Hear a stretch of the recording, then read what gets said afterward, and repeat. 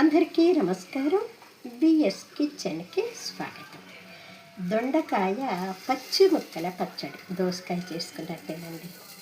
దొండకాయలు శుభ్రంగా కడిగి కట్ చేశాను.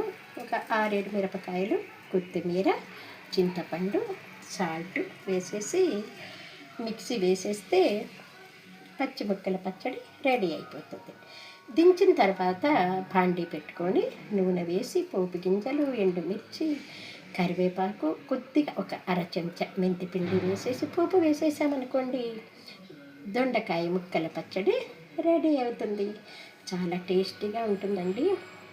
మరుసటి రోజు కూడా బాగానే ఉంటుంది. ఎందుకంటే పోపులో కాసేపు మనం దీన్ని మగ్గనిస్తాం కదా. ఏ చట్నీ అయినా సరే పోపులో కాస్త మగ్గనిచ్చటం వల్ల మంచి వాసన వస్తుంది.